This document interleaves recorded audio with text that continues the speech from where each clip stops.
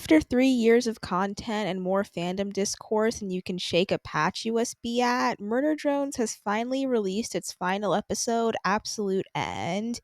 But is this really the finale? It's not an uncommon belief that episode 8 doesn't really provide a satisfying ending to the series, and while I'm 50-50, the end credits and epilogue really feel like they're teasing something more. Unlike the other episodes, whose credits are simply white text on a black screen, episode 8 credits feature fully rendered scenes of the cast goofing off after the events of episode 8, and the epilogue shows the solver now inhabiting Uzi's tail and giving her fashion advice. And to me, this really feels like it's teasing something more. Here, I'm going to share some ideas for stories we could get in a possible season 2 now that the main plot is more or less wrapped up.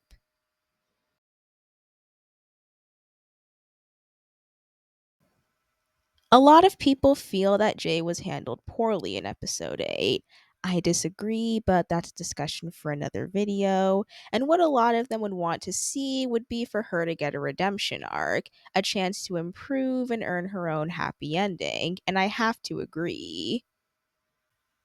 Jay may be an untrustworthy and morally complicated character, but I don't think she's past redemption. If you want to get through to her and inspire her to change herself for the better, you would need to take away the only thing she's consistently had, her pride. And that's what happened in episode 8. While Jay has done some horrible things and definitely needs to take accountability for her actions, I don't think she's irredeemable, and I could see a possible redemption arc for her being a storyline in a potential season 2. Think about it. She's at rock bottom. Her squad mates have defected and are now living among the worker drones they used to hunt. JC Jensen has disbanded due to everyone who once worked there now being a bunch of atoms scattered throughout the universe. And Tessa is dead, her corpse having been worn by Sin and used to masquerade as her. Jay would be having some complicated feelings about her situation, grief for Tessa and her past life, shame that she would be so quick to switch sides just to preserve her own existence, and while she would obviously try to deny this, I bet a part of her would miss N and V. She'd try her best to make the Spire a home, but without any companionship, it would get pretty lonely, and the isolation would get to her and make her start slowly going crazy. With the bunker just over the horizon being a constant temptation, she would try to ignore it and do her own thing, but eventually would give in and ask to be let in.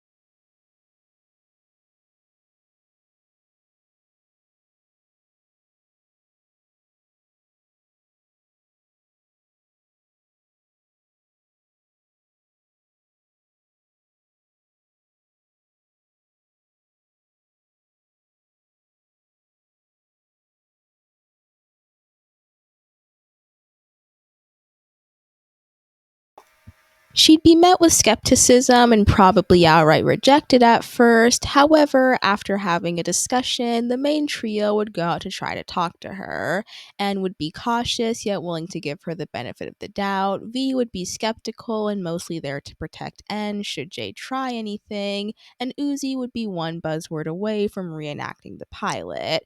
However, once they saw how pathetic and harmless she is, they would let her in the bunker. The workers would react with caution and awe, although most of them wouldn't trust her and would believe that she should be kicked out. However, N would advocate for her getting to stay, although would be heavily side-eyeing her the entire time and essentially waiting for the day she screwed up and showed her true colors. In the colony, Jay would try her best to prove her worth, helping out, sometimes too much, wherever she could, and seeing Uzi as sort of a new boss, and she's basically the solver now. However, throughout the season, she would see how N and V's lives have changed and improved, and realize that she can have the same happiness if she's willing to let go of the past and embrace the future. Ultimately, her arc would be about learning that she can be her own drone and doesn't need someone to suck up to, eventually becoming the leader that she always saw herself as.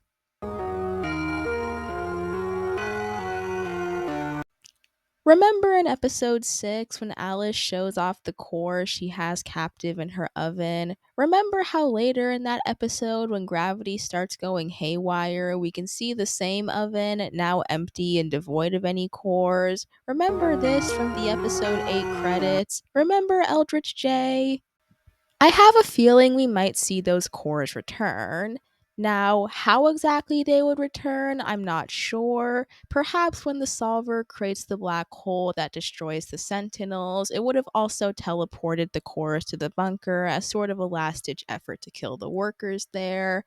But regardless, this would result in an episode similar to Heartbeat, with N and Uzi having to take on a hollow spooky snake crab, much like Eldritch J, but probably larger and more monstrous as it would be made of several cores and not just one, like a multi headed Hydra kind of thing.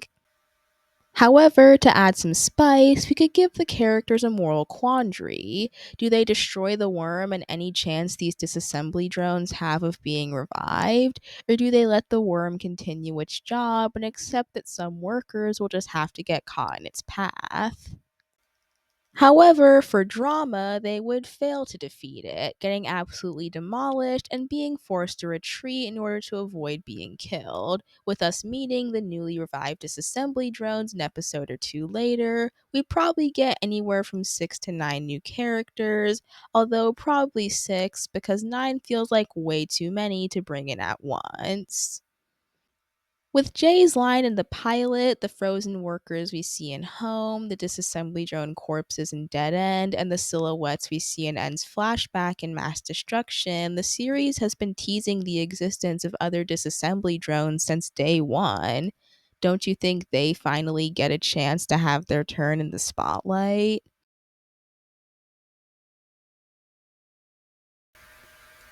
Doll is a pretty tragic character. Her life was nothing but pain, and she ended up dying alone and unfulfilled. But what if she's not actually dead, or at the very least could come back?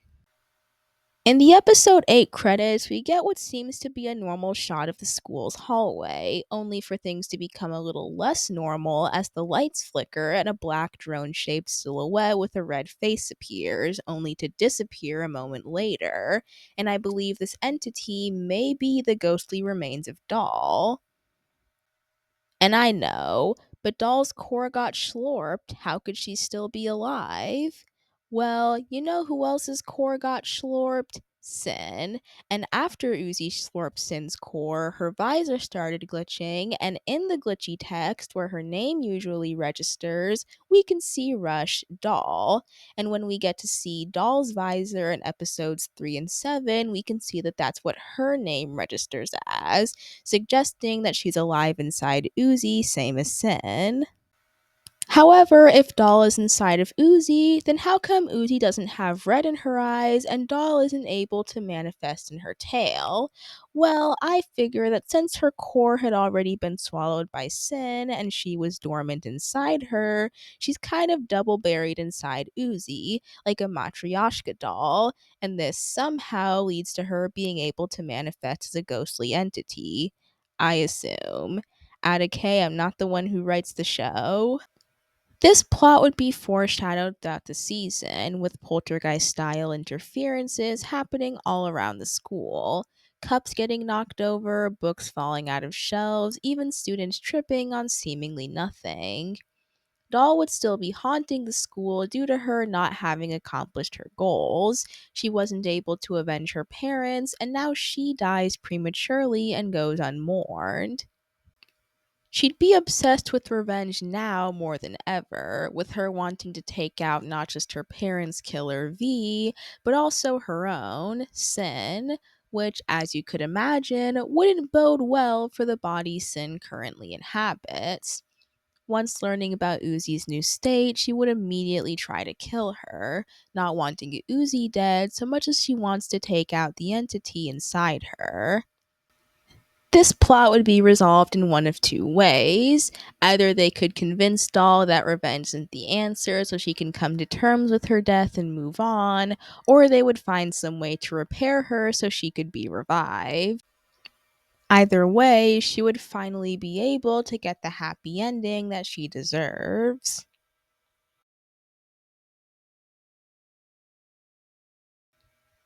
Before the release of episode 7, Liam posted this art to his Twitter, featuring Sin standing in a red void with a blank visor. And in case you couldn't tell, we don't see anything even remotely similar to this in either episode 7 or 8.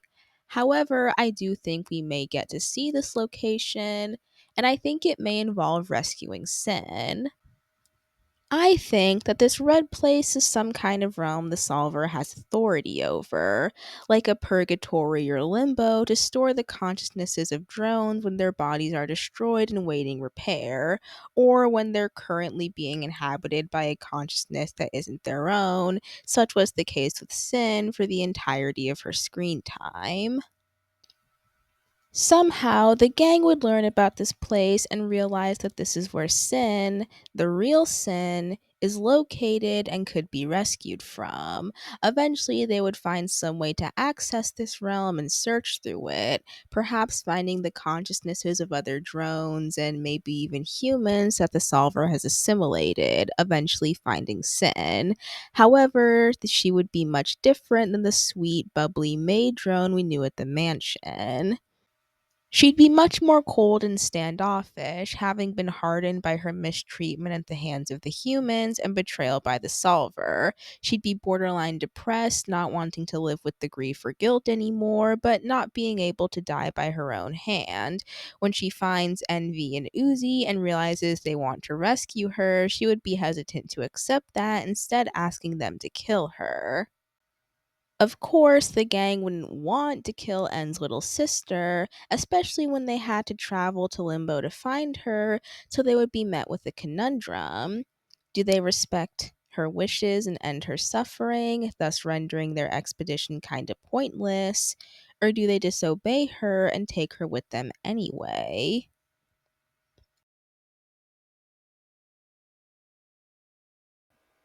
Yeva is one of the most mysterious characters in this series. She only gets a few minutes of screen time and no voice lines. We don't even know what her relationship with her daughter or husband was like. However, I think we may get the opportunity to meet her, as in the episode 8 credits, we can see her husband's corpse still covered by the blanket, but hers seems to be mysteriously missing. While I'm not sure exactly who could have taken her corpse or where they would have taken it, I have a feeling this could be used to foreshadow Yiva's return, either as a core like Nori or with her original body, hence the missing corpse. Why she would want to come back, I'm not sure. Maybe she'll sense Doll's restless spirit and decide to help the rest of the gang put her daughter's soul to rest. But if she does come back, it would create an even bigger question. If she could have returned at any time, why didn't she? Doll was clearly torn up about her death, and I bet she would have accepted her mother in any form. I can't come up with a reason due to how little we know about Eva, but I think that if this were the case, it would introduce a layer of moral ambiguity to her character, which is always nice. Heck, maybe she was just a straight up bad parent and took the first chance she could to abandon her daughter. I really don't want that to be the case, but we know so little about Eva that it's entirely possible.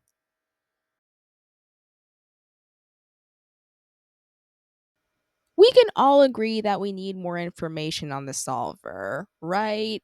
The entirety of season 1 was spent trying to stop its plan to consume the universe, yet we know next to nothing about it. All we know is that it's incredibly powerful, wants to destroy the universe, has the ability to possess drones, is obsessed with N, and constantly remarks about being hungry. We don't know anything about its origin or motives, which I think could really be explored if we traveled back to Cabin Fever Labs, or at the very least, what's left of it. Now, I don't think we could get everything, as obviously the Cabin Fever Labs humans wouldn't have been able to understand everything about the solver using simple mortal machinery. But I think returning to the labs would be interesting and allow us to explore locations that we couldn't initially see in episodes 6 and 7 due to, trying to stop the apocalypse. However, I think we could get even more information on the solver if we looked at the events prior to the series.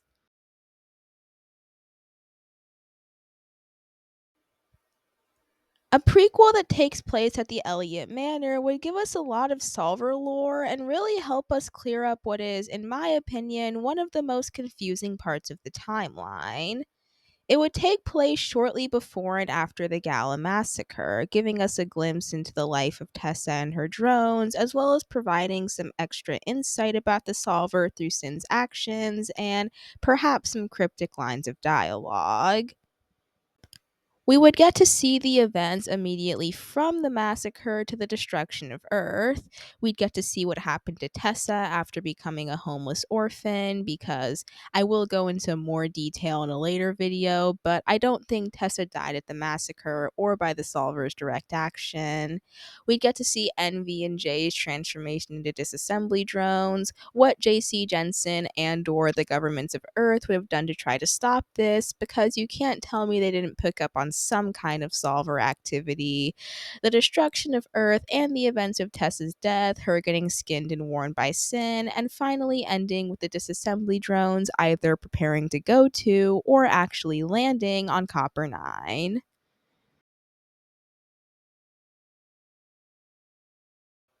In episode 2, Khan mentions having had a kill all humans kick when he was Uzi's age. In Cabin Fever, he has photos taken shortly after the core collapse. In episode 6, we see photographs and a short security recording from Cabin Fever Labs. And in episode 7, we see the events that caused the core collapse. How about we expand on that? A prequel that takes place on Copper 9, showing what life was like on the exoplanet for both humans and drones, and showing the events immediately following the core collapse and how the workers reacted to their newfound freedom. If we got this, we would be able to explore what the relationship was like between normal, not rich humans and drones, what it was like to live on one of JC Jensen's exoplanets, and more information about JC Jensen as a company. Not to mention getting to see Khan in his younger years and more information about Cabin Fever Labs. Perhaps even getting to see the origins of Nori and Yeva and how they ended up with the solver. We would also get to see how the worker drones scrape together their sad excuse for a society, and in general, how they adapted to such a sudden change, as I doubt all of them would have been fond of their organic overlords having been wiped out all at once. The story would probably end either with Uzi's birth or Nori's death, with the latter letting us get to see some of her as a mother and get a glimpse into Uzi's childhood and how Nori's death affected Khan, as well as getting to see Nori's train of thought that led to her abandoning her family following her death.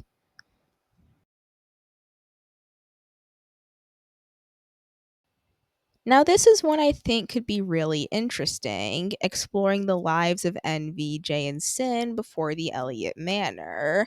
I mean, it's shown that Sin was a zombie drone and heavily implied that Envy and Jay were the same, being dumped by their old owners, reawakening due to improper disassembly, and then being found and repaired by Tessa.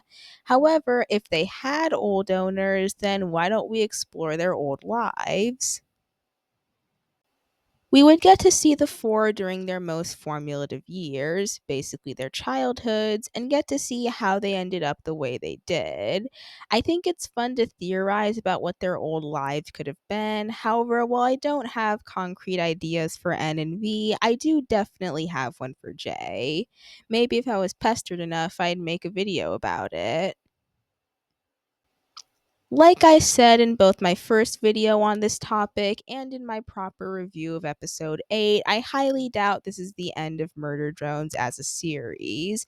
Episode 8 leaves too many loose ends to feel final, and outside of that, there's too many natural storytelling opportunities based on the smaller details the series introduces but never expands upon. Even if we had to wait a little while for a season 2, I do think it has potential and could really help some fans to better understand and enjoy the world and story that Liam has created. Anyway, thanks for watching. Subscribe if you haven't already, and I'll see you all next time.